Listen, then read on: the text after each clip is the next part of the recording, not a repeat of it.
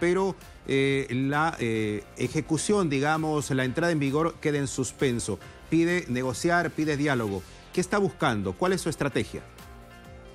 Hola, buenas tardes. Es difícil, llegados a esta situación, entender cuál es la estrategia de Carles Puigdemont. Era imposible que pudiera hacer una declaración unilateral de independencia. Primero, porque ningún país iba a reconocer la independencia de Cataluña. Es ir a contracorriente de la tendencia que sigue la Unión Europea. Y, en principio, los países europeos, incluso la Comisión Europea, el Parlamento Europeo, se han mostrado contrarios a esta posible declaración de independencia. Y, por otro lado, han visto las consecuencias económicas directas que simplemente la amenaza de ir hacia una declaración unilateral de independencia podía tener sobre Cataluña. La pasada semana, los principales bancos catalanes de toda la vida cambiaron sus sedes a otras provincias de España. Más de 30 empresas importantes en Cataluña han decidido también trasladar sus sedes a otras ciudades, a Madrid, Valencia, Baleares. Todo esto ha hecho ver la realidad, una realidad que se veía desde hace tiempo, porque estaba claro que en el contexto actual no se podía declarar la independencia de Cataluña, pero la hoja de ruta estaba marcada y Puigdemont no ha dudado ni un momento en seguir al frente hasta el abismo al que ha llegado hoy, y cuando ha ido a declarar la independencia, ha dicho declarar la independencia, pero acto seguido la suspendo. No podía renunciar a sus principios y defraudar a los miles de personas que estaban esperando esta declaración de independencia, pero por otro lado tampoco podía lanzarse al abismo. Por tanto, esta es la decisión que ha tomado: declarar la independencia y suspenderla para abrir una negociación. Veremos qué negociación, porque el Estado español no está dispuesto a negociar en ningún momento. Ese es un punto importante, Sergio.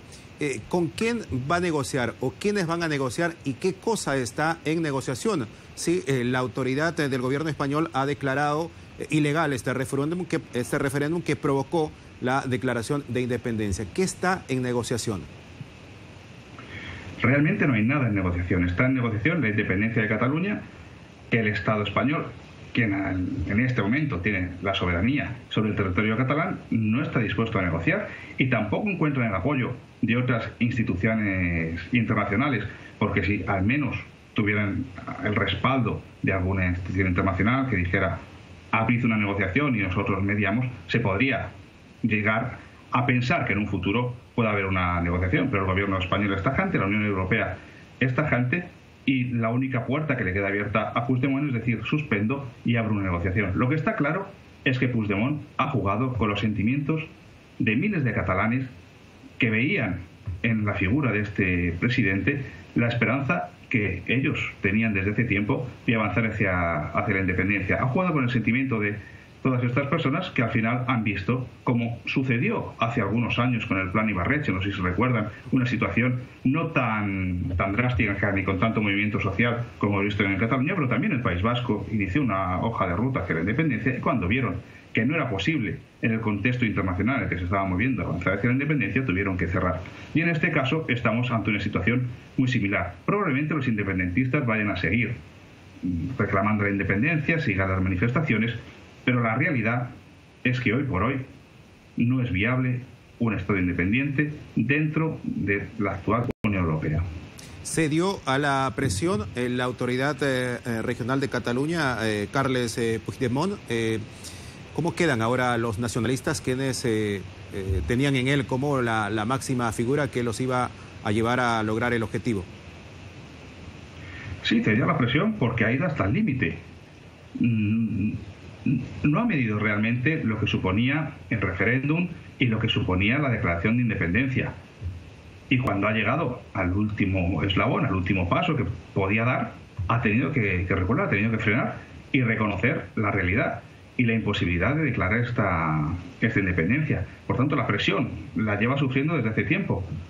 Lo que pasa es que desde que se creó Junts per Sí, esta coalición entre el partido de izquierda Esquerra Republicana de Cataluña y la antigua Convergencia i Unió, hoy Partido Demócrata Catalán, el único objetivo que tenían era la convocatoria del referéndum, que no se llegó a realizar porque lo que se hizo fue una consulta sin ningún tipo de contexto legal y cuyos resultados no han sido válidos ni legitiman para declarar ninguna independencia, y ahora mismo esa coalición, Junts per Sí, después de convocar el referéndum y no poder declarar la independencia, ya no tiene sentido. Por tanto, el escenario más lógico a partir de ahora sería la convocatoria de elecciones en Cataluña y ver qué nuevas mayorías encontramos para ver si el independentismo logra una nueva mayoría y tiene fuerza para poder negociar, en este caso sí, con las urnas oficiales, las urnas legitimadas,